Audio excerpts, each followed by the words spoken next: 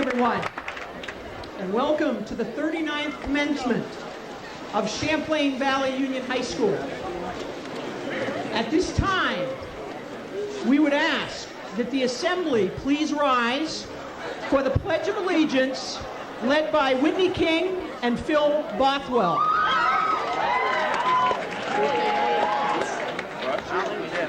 Take off your hat, Phineas. So take this off so that actually has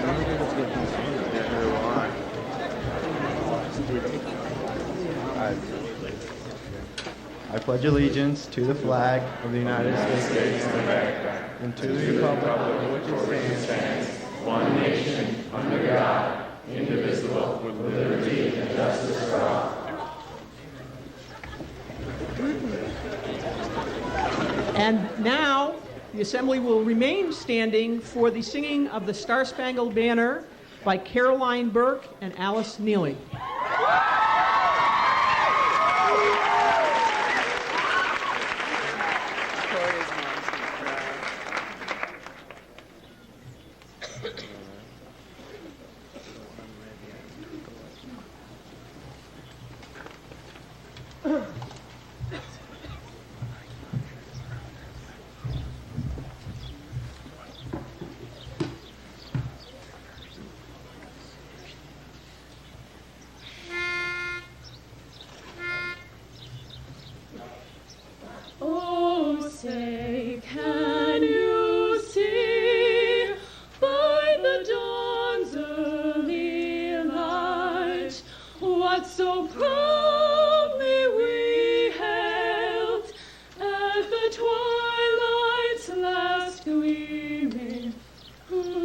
Stripes and bright stars through the perilous fight, o'er the ramparts we watched were so gallantly streaming, and the rockets' red glare, the bombs bursting in air, gave proof through the that our flag was still there. Oh, say does that star-spangled banner yet wave o'er the land of the free and the home of the brave?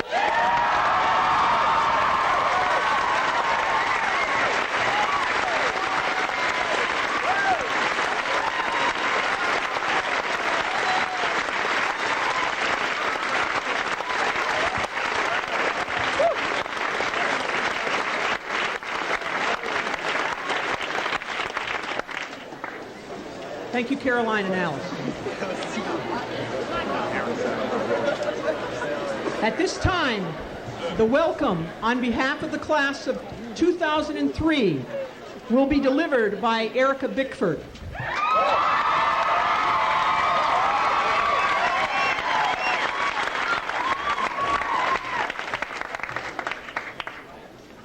Good afternoon, everyone. My purpose today is to simply welcome you to the graduation of the class of 2003.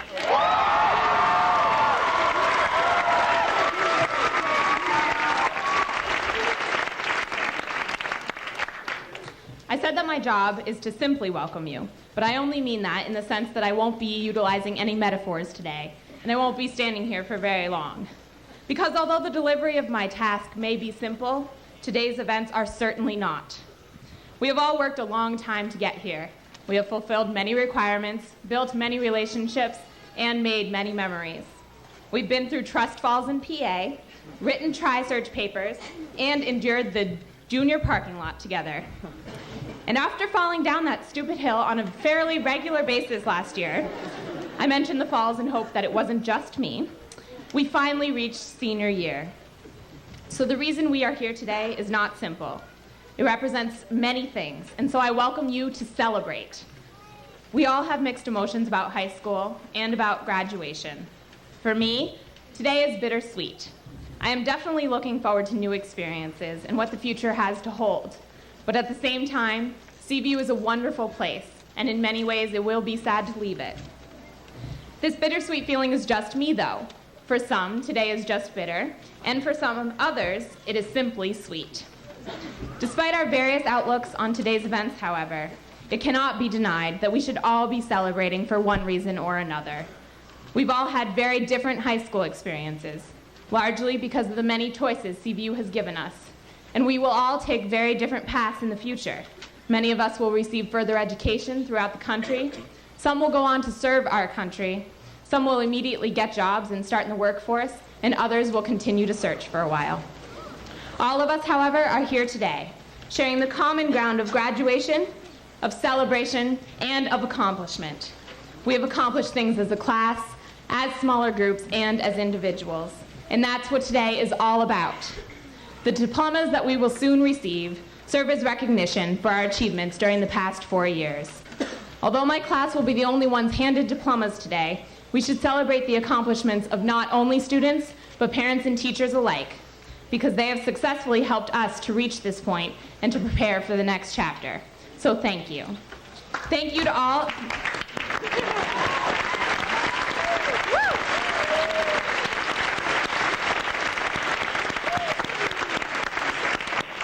Thank you to all who have been a part of our experiences, which have led us to today. Woo. Okay. I am very proud to be a part of this class. Today we are here together to celebrate our past achievements and our new beginnings. I am honored to welcome you to CVU's graduation of the class of 2003.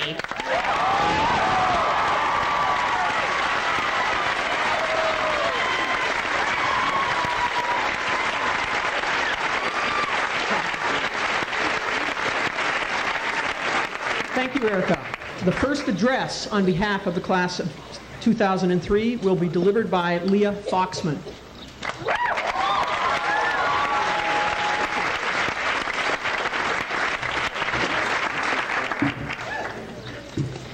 In 7th grade, I was sent to an optometrist because I couldn't read the writing on the whiteboard in class. The eye doctor's eye chart was no different. I strained to see just one more line on the infamous poster that hung 20 feet away, or 20,000, so it seemed. I squinted as if my life depended on it. E, I cried out confidently, and then I broke down. Was the next letter a C or a G? My eyes got sore, and I realized that it would be of no use to continue struggling. Normally, I believed in that old try again, but it really was hopeless. I can't see any farther, I finally admitted, and I resigned myself to the destiny of poor eyesight. A week later, I returned to the land of dreaded eye charts to pick up my new glasses. Reluctantly, I opened the shiny case, and with my eyes closed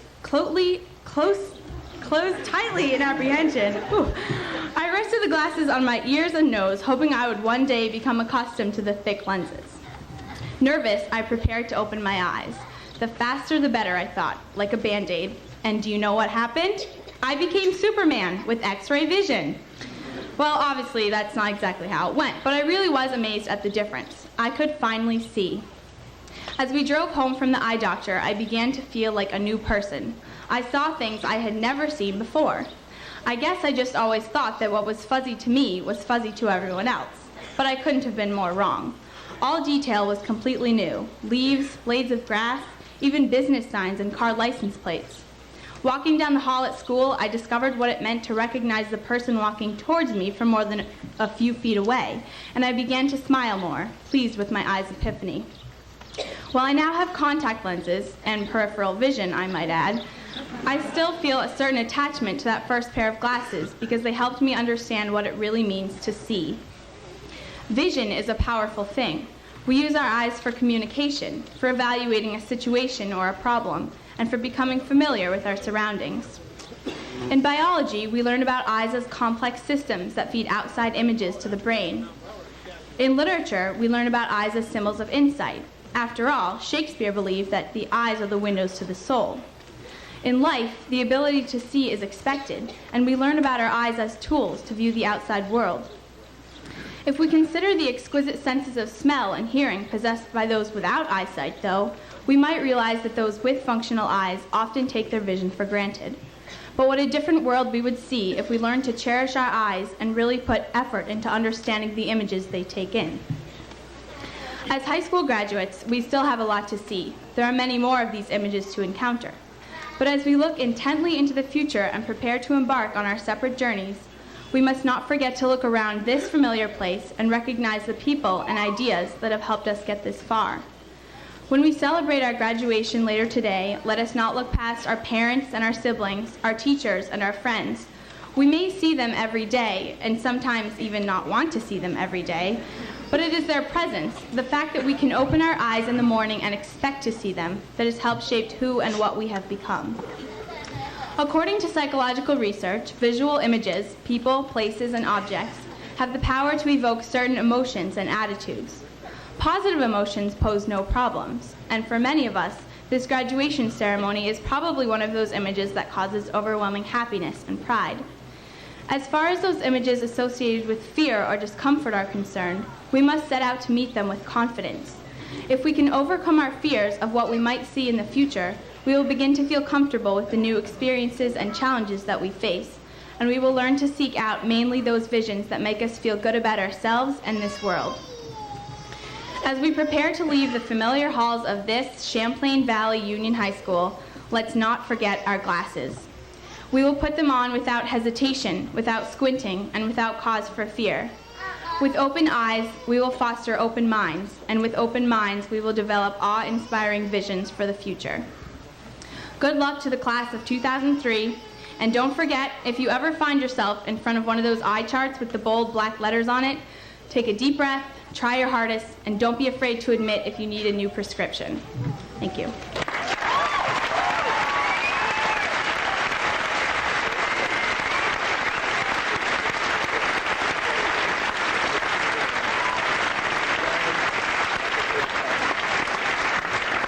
Thank you, Leah. The second address on behalf of the senior class will be delivered by Aaron Phillips.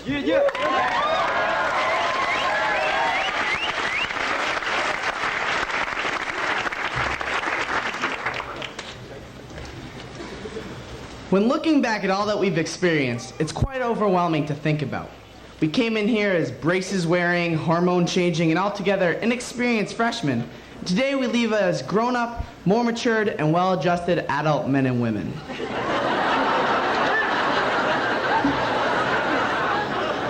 In no other 4 years of life does one go through as many changes as we did in that building over there from the fall of 1999 to right now in the year of 2003. We've really done it all.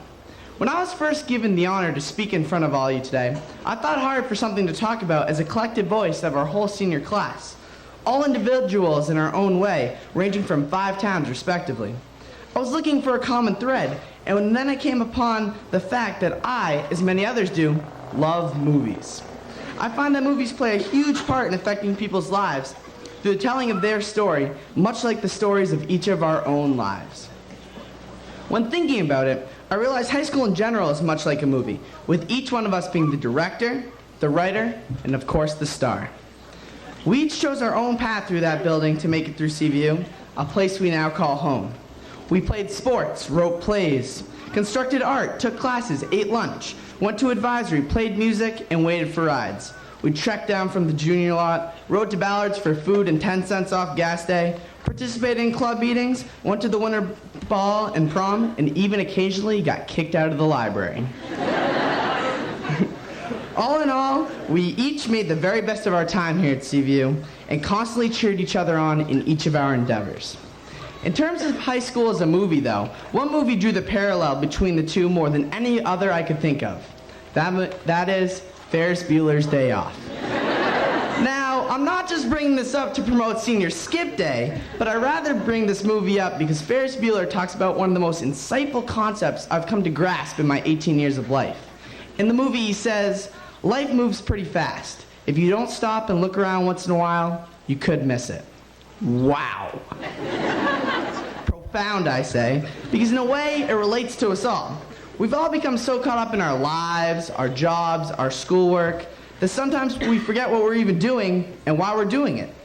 Each one of us took a different route through CVU, and we each filled our own unique niche. There's no one that can replace any one of us. It's funny how sometimes it takes a guy like Ferris Bueller, a movie character, to make a comment like that to wake us all up, because in a way, there's a little Ferris in all of us. So I say, take Ferris Bueller's advice and spend that extra moment every day looking around before your time is up. Look at the clouds, smell the roses, walk somewhere instead of drive there. Really take a chance to enjoy all that life has to offer you. We only have one life, so cherish it and make the best of it. And due to Ferris Bueller and all that he stands for, I can only echo what Cameron Fry says in the movie. Ferris Bueller, you are my hero. Thank you.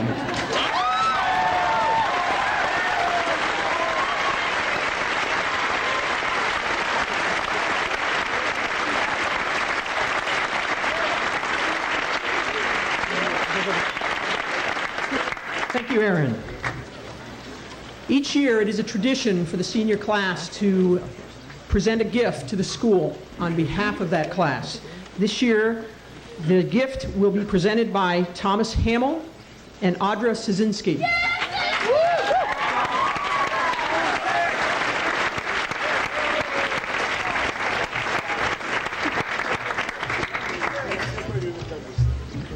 As Val just said, upon graduation, every year the graduating class leaves a gift.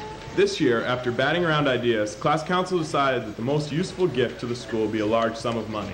We also randomly asked the seniors where they would want this large donation to be contributed towards. There were a wide variety of suggestions. Of course, we had the realistic suggestions, such as better air conditioning, pole vaults, or new soccer fields. We can't forget the junior dream of installing a ski lift to the junior lot, or having moving sidewalks throughout the school.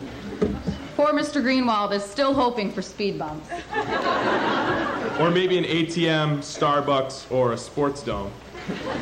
Then there was the ever-so-classic answer developed by Rachel Gentile and Sam Quinney of using the money for a treehouse, complete with TVs, fire pole, petting zoo, trapdoor, ball pit, a climbing wall on one side with rope ladders on the opposite, swinging vines, zip lines, and of course a pool.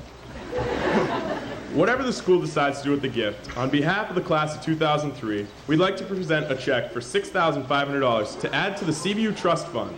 It was established to support CVU's student and faculty programs. Just remember, don't blow it all in one place.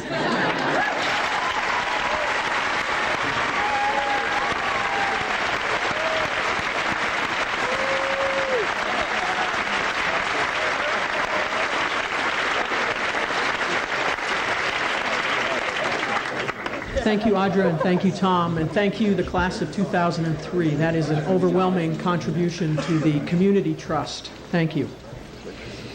At this time, I would like to introduce the members of the podium, the stage, with one exception, who will be introduced a little later. This time, I'd like to introduce Brian O'Reager, Superintendent of Schools. On his left, Helen Niedermeyer, class advisor for the class of 2003. In the back left, Joan Lennis, school board member from Shelburne. Leslie Boucher, school board member from Williston. Sarita Austin, school board member from Williston. Jeff Parker, school board member from Shelburne. Dennis LeLancet, school board member from Williston. Michael Bissonette, school board member from Heinsberg. Dottie Waller, school board member from Charlotte. Sandy Latham, school board member from Heinsberg. Elizabeth Bassett, school board member from Charlotte. Bob Mason, chair of the school board and from Shelburne.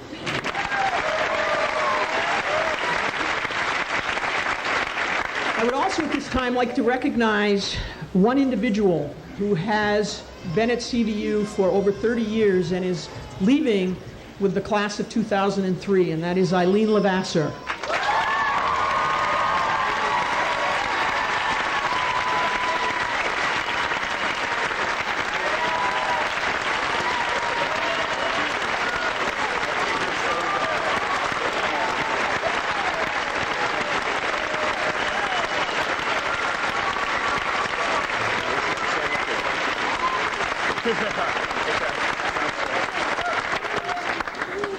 I would also at this time ask the entire faculty and staff of CVU to stand up and be recognized, and thank you for your work.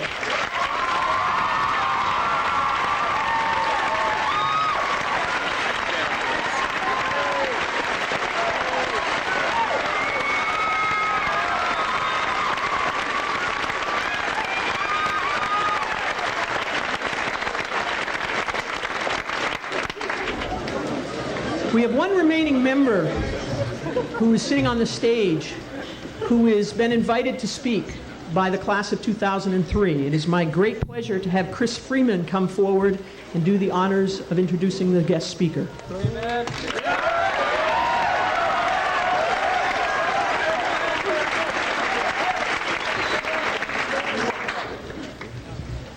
It is my great pleasure this afternoon to introduce this year's graduation speaker, Matt Young. Mr. Young is a social worker assigned to the downtown Burlington district, working for the Howard Center. He has been doing this for the past 3 years to support people with various disabilities and those with unmet social needs. Before working for the Howard Center, Mr. Young owned several restaurants in Martha's Vineyard in the Cambridge area. Please welcome our graduation speaker for the class of 2003.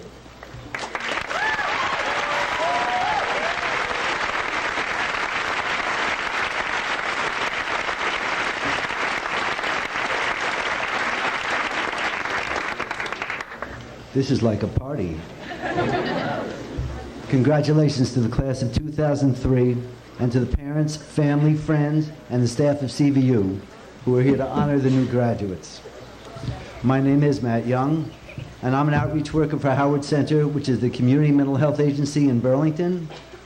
Before this position, I owned restaurants in Martha's Vineyard and Cambridge for about 20 years, and as you can see, I made a big life term somewhere. How I got here is a mystery to me, but hopefully it will become clear in the next 50 years or so. The last thing I really remember is wanting to be a cowboy when I was 7, but things got very complicated, and I've rearranged them just about every year. I'm honored that you chose me to speak to you today, and I believe that this is something I'll always remember. Again, congratulations. Graduating from high school, I believe, is one of the hardest things that you or we will ever do. The academic part is difficult enough without having to do it from your home, and the virtual fishbowl of school where there may have been pressure, scrutiny, constructive criticism, lack of privacy, and hopefully too much love. You have already negotiated many obstacles that you will confront again in the future. Without knowing it, or perhaps without knowing it, you have shown resilience and developed the skills necessary to succeed in an unpredictable world. I would like to run some ideas by you today. A lot of you may be wondering what the world has in store for you when you leave here this afternoon. Some of you may think you know. Some of you may think that you need to cross your fingers and plan on leaving it up to the universe to gently pick you up and gently deposit you in a happy place, and I hope this happens. I'll try to let you know what people in my universe have taught me about what we can and can't control, and what happens to us when we give our best, regardless of our circumstances. 3 years ago, I was assigned to the downtown Burlington Business District to provide support services to people who were considered to have a mental illness. The police department got together with the merchants and the service providers, the bus company and Howard Center, the mayor's office, United Way, and the police said, we have to see people 3 or 4 times a day, and we're not getting anywhere. We need to try something new. The merchants wanted to practice some compassionate conservatism, and they said, yes, people in the street need our help. Let's try something new. So after a rigorous process, I was hired, and I showed up downtown one day. They were concerned about the behavior that we see downtown, as everyone has been downtown and seen some of the behaviors of people with disabilities, mental illness, or social service needs, or high school students. So I thought I'd find some people, help them out, and everything would be good to go. I'd go home at 5 o'clock every day. Some people wanted me to sanitize the area. Some people really wanted me to help the individuals downtown, and I found that it was best to look for problems and help solve some problems. What I found on my first day downtown was a combination of Disneyland, the Jerry Springer Show, and auditions for the real world. People were fighting. Shoppers were shopping and sometimes cringing at people they considered who had wasted lives. The benches downtown were filled with human beings who had no money, various disabilities, addictions, and needs. They viewed passers-by as potential automatic teller machines. There were mentally ill individuals, some of who were sitting quietly, some who were pacing, and others who were displaying bizarre symptoms of their illnesses. Some of these people were sleeping peacefully on the benches and drawing far more attention than those in business suits catching a power nap on the next bench. I would see political officials walk down the street, laughing to themselves, talking to themselves, gesturing. And I think, oh no, not him too, until I realized he had a cell phone and a hidden earpiece. When some merchants first phoned me to intervene in an incident, they called me Howard, as in Howard Center, because I hadn't had my business cards printed up in time. The story was published in the Burlington Free Press the first week about me and the program. It incorrectly reported my salary as it being about 35% higher than it actually was. If I stood in one place too long, people would yell at me to keep moving, Howard, you're making too much money. There were many different groups on the street, all suspicious of one another, and an overlap of groups that could break out into chaos at any minute. This was my feeling on my first day, my first week. But I soon found out that these individuals could produce incredible harmony, heroism, and intelligence. Some of these individuals could not string together a lucid sentence, but had the personality trait of angels. I realized that I had a profound respect for the strength possessed by many of the people I met.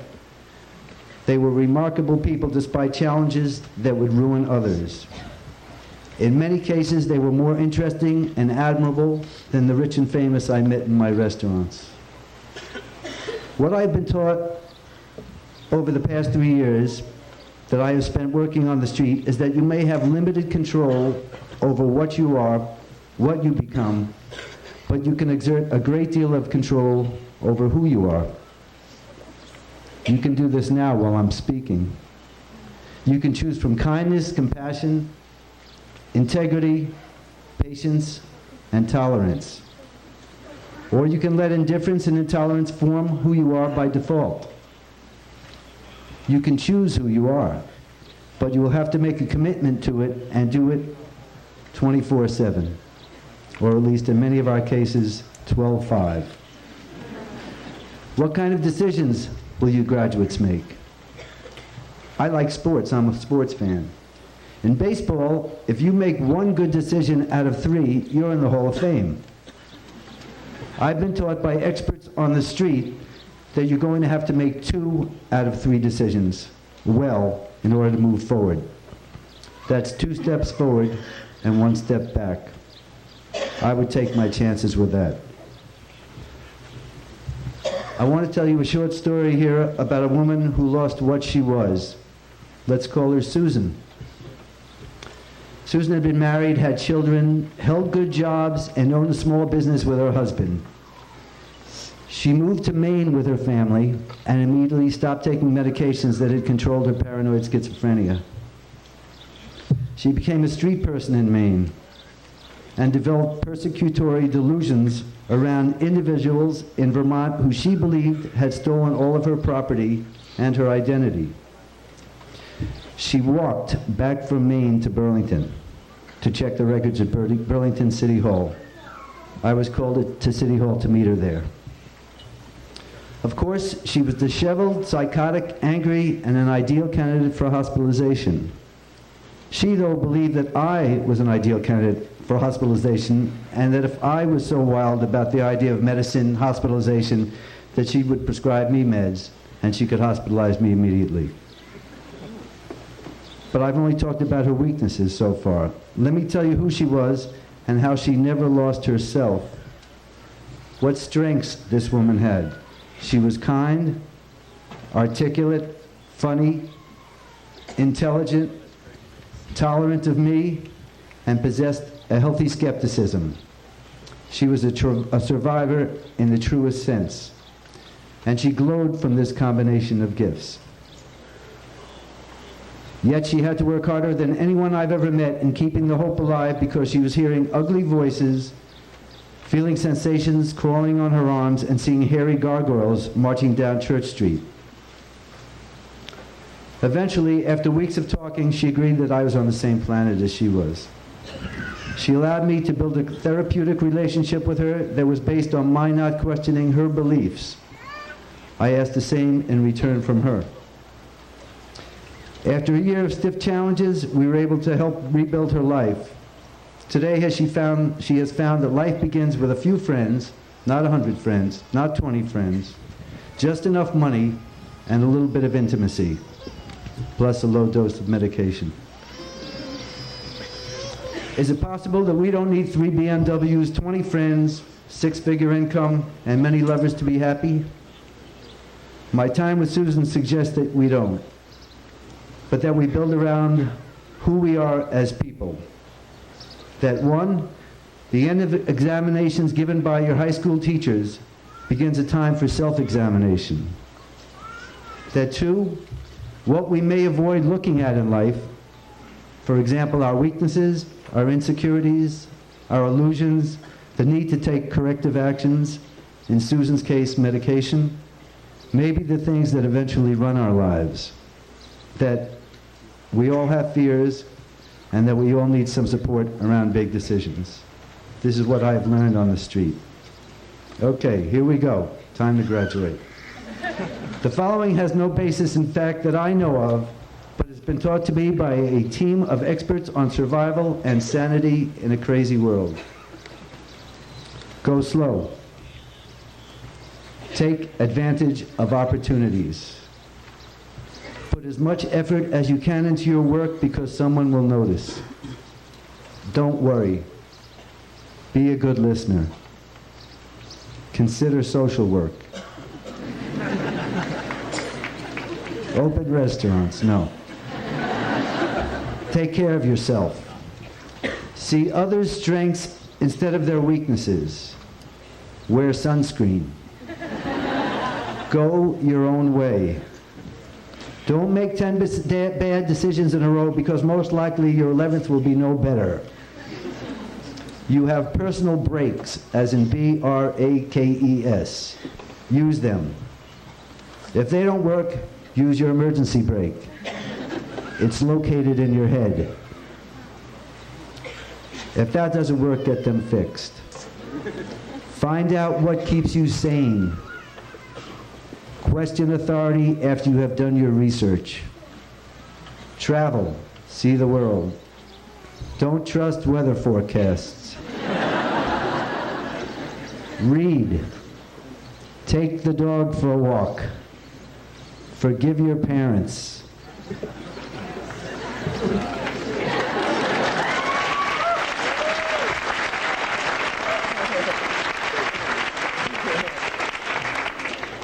Get second opinions. Be aware of the thin line that separates us all. Don't beat yourself up, stay positive, and you'll make it. Thank you.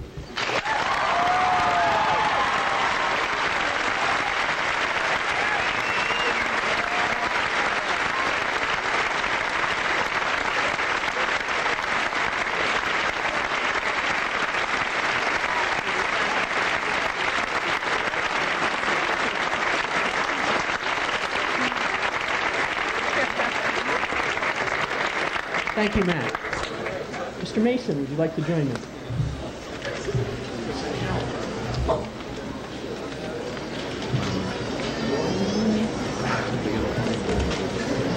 Yes. Glasses, missing glasses.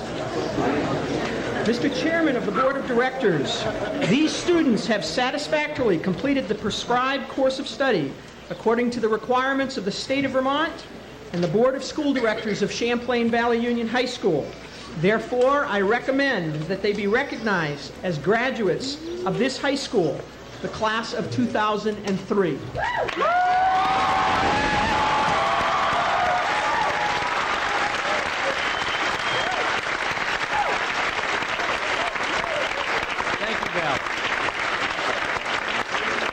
Thank you. By virtue of the power invested in this high school and as chairman of its board of directors, I accept your recommendation. Thank you.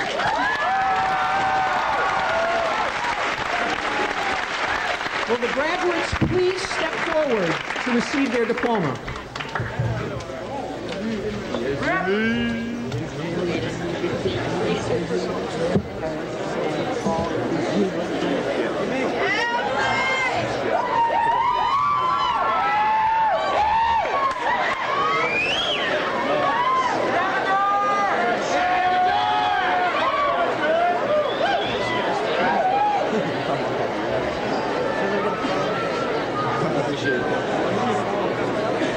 Jimmy.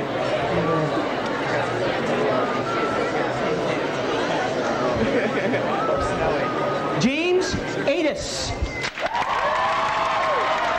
Emily Adsit.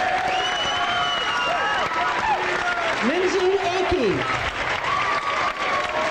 Graham Amador. Ian Andrews. Renee Obie.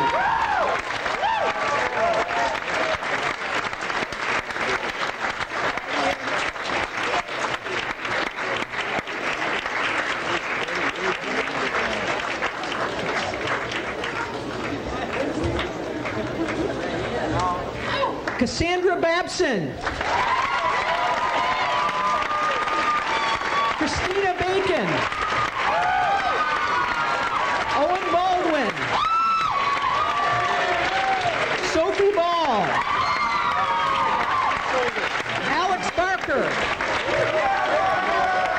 Christina Betcher. Benjamin Bedard. Daniel Dehude. Lily Belisle. Yacinda Benoit. Jared Berry. Erica Bickford. Nicole Billadou. Shane Bissonette. Danielle Blanchett. Natalie Boomhart. Jason Bovin. Nicholas Bond. Tucker Bond Watts. Tyler Bostock. Philip Bothwell. Mary Bowe.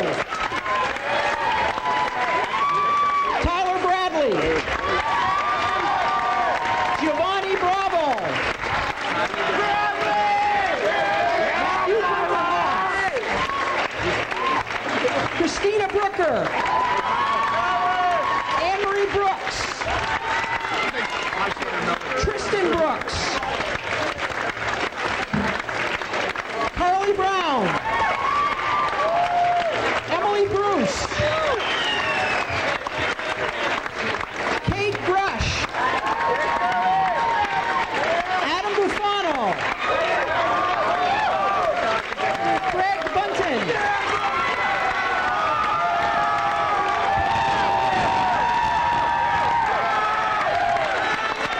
Jessica Burns. Brittany Burrett. Ryan Carmichael. Curtis Casey. Amanda Katz-Burrell. Andrew Chamberlain. Stephanie Sharon. Slaudine Chaudhry. James Christensen. Thomas Chianchetta. Clark. Peter Cloutier. Tom Cohen. Eric Ocasio. Lisa Conlon. Jessica Conley. Megan DiTilio. Scott Davis. Aaron Demers. Danielle DeSimone. Zachary Devono. Amy Dinitz. Joseph Dion. Catherine Donahue. Kevin Donegan. Bradley Driscoll. Jennifer Ike. Katrina Elliott. Dana Epstein. Emily Farnsworth. Megan Farrell. Tammy Faye. Liz Fenton. Joseph Ferdinand. Douglas Finkbeiner. Karen Fitz. Chelsea Fontaine. Brian Ford. William Ford. Brian Fournier. Benjamin Fox. Jesse Fox. Leah Foxman. Christopher Freeman. Stephen Freimeyer. William Fuller. Stacy Garvey. Doralee Gaudette. Rachel Gentile. Mallory George. Andrea Giardino. Ryan Gilbert. Nicole Gingras. Kaylee Gagner. Michael Goodrich. Kevin Goodwin. Justin Goyette. Maxime Grandjean. Lisa Gribno. Eric Gundel. Sarah Hackett. Lindsay Haddock. Kathleen Hall. Thomas Hamill. Michael Handy. Tyler Hart. Christina Hathaway. Laura Hayden.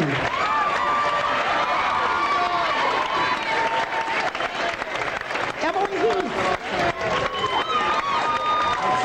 Kathy Hill.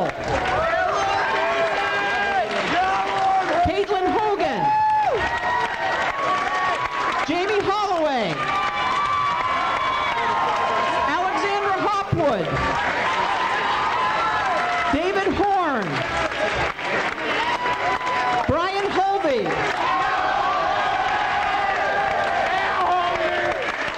Courtney Houston. Catherine Irish. Victoria Isham. Courtney Iverson. Matthew Jaquist. Alexander Johnson. Brett Johnson. Lindsey Johnson. Nathaniel Joslin. Adrian Katz. Kristen Kaza.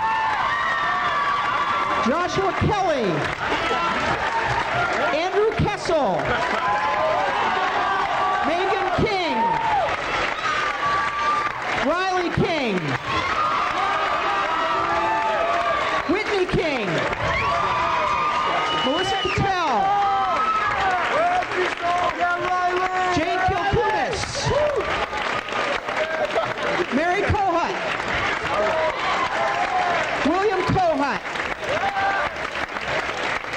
Jessica Kelp.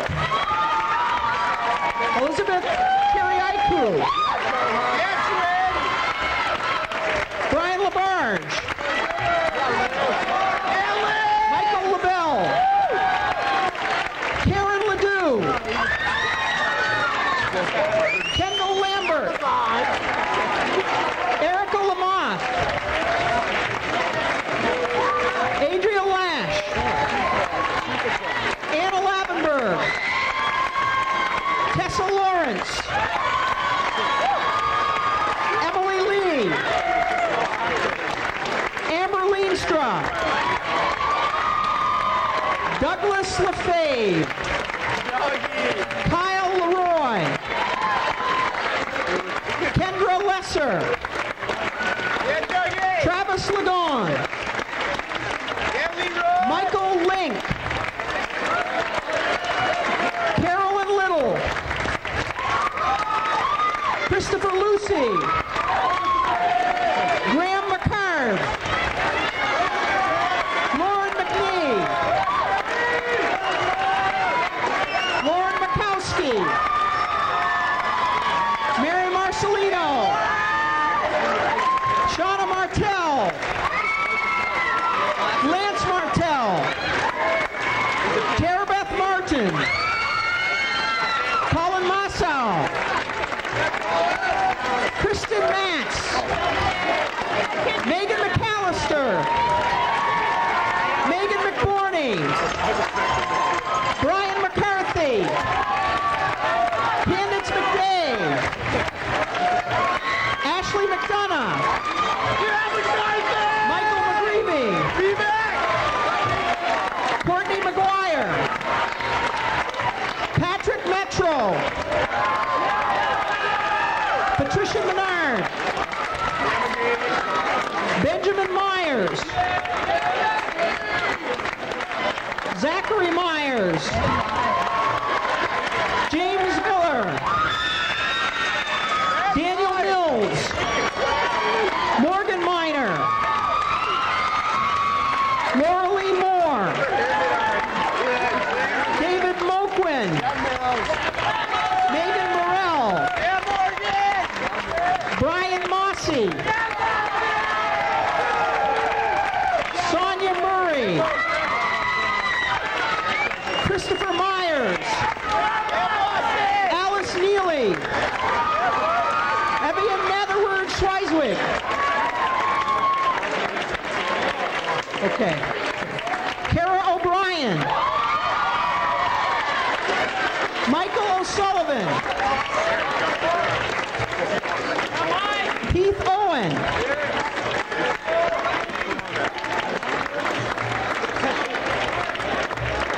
John Owen. Victoria Payne. Lydia Paquette.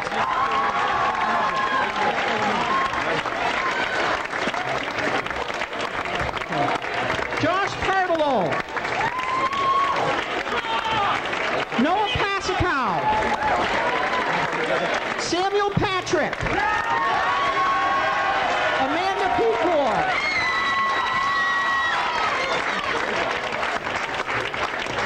Erica Lamothe.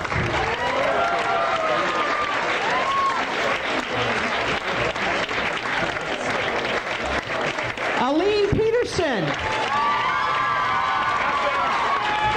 Ian Petro. Aaron Phillips. Catherine Phillips. David Pinkney. Bethany Flack. Derek Poole. Spencer Powers. Ian Precor.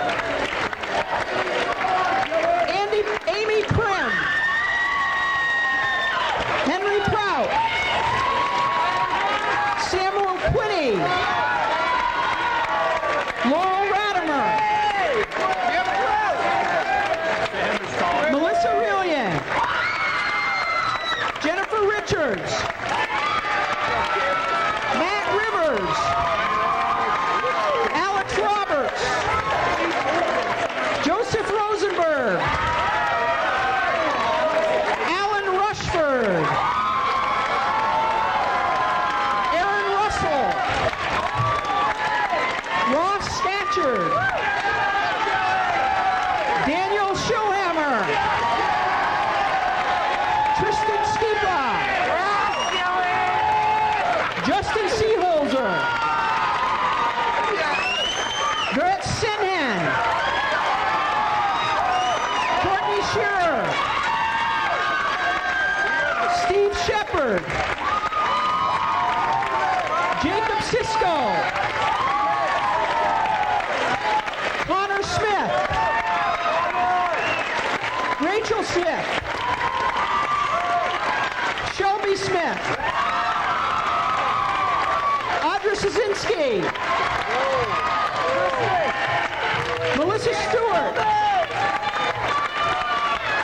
Alicia Steyerwalt. Kristen Strader. Dwight Swift.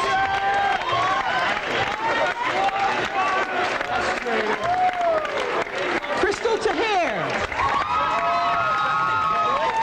Jacob Thaler. Kayla Tebow. Michael Thomas. Benjamin Thing. Tyler Tomasic. Luke Tadino. Jamie Trombley. Joseph Turcott. Hugo Valencia. Christopher Vintner. Melissa Visbury. Wesley Oak. Abigail Wadsworth. Leah Ward. Skylar Watson. Gregory Weiner. Lindsay Wetmiller. Danielle Whitney. Timothy Whitney. Kathleen Wilson. Robert Wynn. Sam Wazuniski.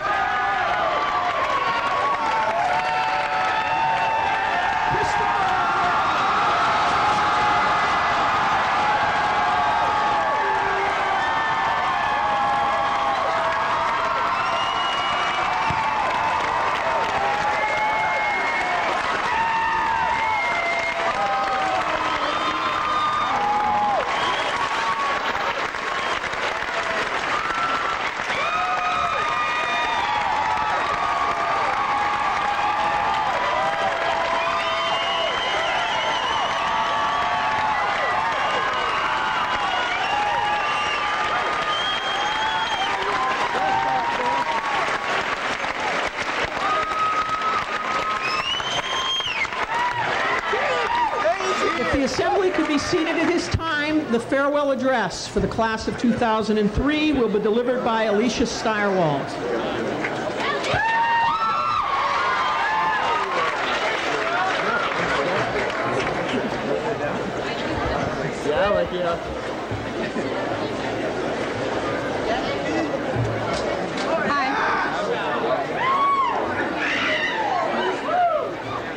The great thing about speaking last at graduation is that I get the last word. However, yeah, that's right. However, the challenge lies in figuring out what words of wisdom to leave you all with on this unforgettable day.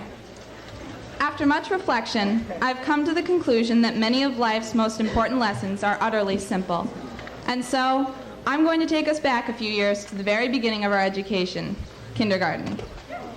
In his book, All I Really Need to Know I Learned in Kindergarten, Mr. Robert Fulghum perfectly captures the key to living a meaningful, fulfilling, and happy life. By simply following Mr. Fulghum's few basic rules, everything will be all good. Share everything. Play fair. Don't hit people. Christopher Freeman.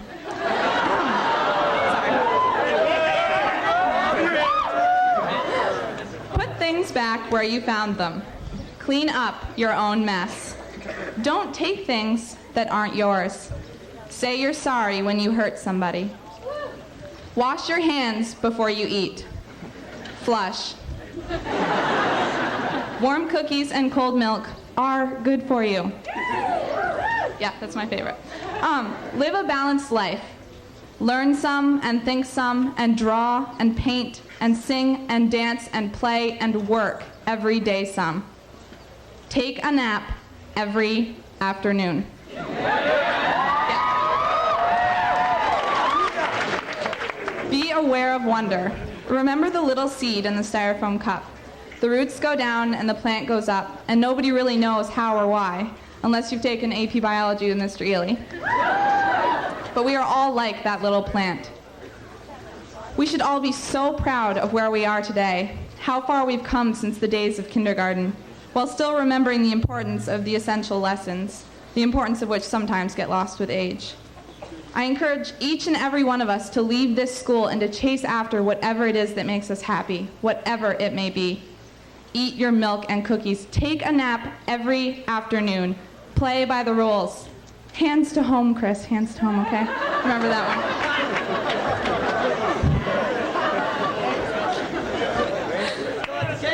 one. Play by the rules. Be happy. Oh, and the most important part, no matter how old you are, when you go out into the world, it's best to hold hands and stick together. Congratulations.